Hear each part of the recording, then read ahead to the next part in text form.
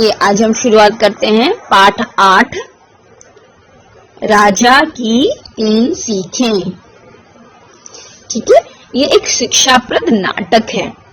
बहुत समय पहले की बात है। एक राजा थे, उनके 3 पुत्र थे। एक दिन राजा के मन में आया कि पुत्रों को कुछ ऐसी शिक्षा दी जाए जिसका इस्तेमाल वे राजकाज संभालने में कर सके। इस विचार के साथ राजा ने सभी पुत्रों को दरबार में बुलाया। ठीक है, इसमें पात्र है राजा और उनके पुत्र, 2 ही पात्र हैं। ठीक है, तो राजा पुत्रों, हमारे राज्य में नाशपाती का कोई वृक्ष नहीं है। मैं चाहता हूं कि तुम तीनों बारी बारी से 4-4 महीने के बाद इस वृक्ष की खोज में जाओ और पता लगाओ कि वो कैसा होता है। पिताजी की आज्ञा पाकर तीनों पुत्र बारी बारी से गए और एक साल के बाद वापस लौट आए। अब राजा ने तीनों पुत्रों को दरबार में बुलाया। राजा, बताओ, तुम लोगों ने नाशपाती के पेड़ के बारे में क्या क्या जानकारी प्राप्त की? पहला पुत्र, पिताजी, नाशपाती का पेड़ तो एकदम टेढ़ा मेढ़ा और सूखा था। इसका मतलब नाशपाती का पेड़ टेढ़ा मेढ़ा सूखा ही होता है। तभी दूसरे पुत्र ने पहले को बीच में ही रोका। अब दूसरा पुत्र बोलता है। क्या बोलता है दूसरा पुत्र?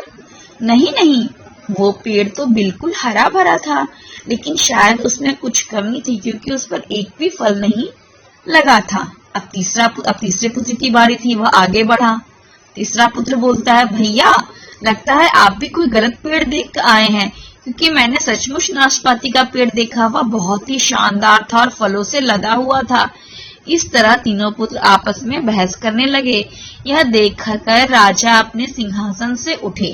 राजा कहते हैं, पुत्रों, तुम्हें आपस में बहस करने की कोई जरूरत नहीं है। दरअसल तुम तीनों ही वृक्ष के बारे में सही बात बता रहे हो। मैंने जानबूझकर तुम्हें अलग अलग मौसम में वृक्ष की जानकारी लेने के लिए भेजा था और तुमने जो देखा उस मौसम के अनुसार था। यह सुनकर तीनों पुत्र हैरानी से एक दूसरे का मुंह देखने लगे। अब तीसरा पुत्र, इसका मतलब जिस समय हमने उस पेड़ को देखा उस समय पेड़ की दशा अलग अलग थी, जैसा कि हम कह रहे हैं। राजा, हाँ पुत्र, तुम बिल्कुल ठीक समझे। मैं चाहता हूं कि तुम लोग इस अनुभव के आधार पर 3 बातों की गांठ बांध लो। पहली बात, किसी चीज के बारे में सही और पूरी जानकारी चाहिए तो तुम्हें उसे लंबे समय तक देखना परखना चाहिए, फिर चाहे वह कोई विषय हो, पेड़ हो, वस्तु हो या फिर कोई व्यक्ति ही क्यों ना हो। तीनों पुत्रों ने अपने पिता की बात ध्यानपूर्वक सुन रहे थे। राजा, दूसरी बात, हर मौसम में एक सा नहीं होता। जिस तरह वृक्ष मौसम के अनुसार सूखता है और हरा भरा या फलों से लदा रहता है, उसी तरह मनुष्य के जीवन में भी उतार चढ़ाव आते रहते हैं। इसलिए अगर तुम कभी भी बुरे दौर से गुजर रहे हो तो अपने अंदर हिम्मत और धैर्य बनाए रखो।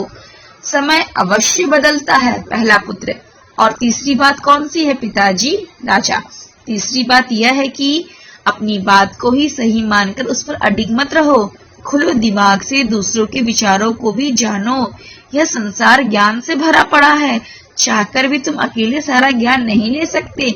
इसलिए भ्रम की स्थिति में किसी ज्ञानी व्यक्ति से सलाह लेने में संकोच मत करो। तीनों पुत्र एक साथ, पिताजी, हम इन तीनों बातों को गांठ बांध कर रखेंगे जिससे हमारा जीवन खुशियों से भरा रहे। राजा गले लगाते हुए, शाबाश मेरे पुत्रों, तुम तीनों तो बहुत समझदार निकले। अब इस कहानी से हमें क्या सीख मिलती है? किसी भी चीज को लंबे समय तक परखना, धैर्य रखना तथा संकोच नहीं करना चाहिए। ठीक है, अब देखिए इसमें शब्दार्थ हैं। श्रुतलेख है। शब्दार्थ, सिंहासन, राजा का आसन, वृक्ष, पेड़, धैर्य, सब्र, धीरज, बहस, तर्क वितर्क, वाद विवाद, भ्रम, संदेह, शक, परखना, निरीक्षण करना, खोज, तलाश, संकोच, हिचक या झिझक, अडिग, अटल, स्थिर।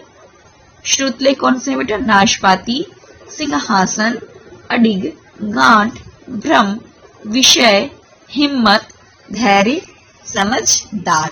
ठीक है, इसको आपको अपनी नोटबुक में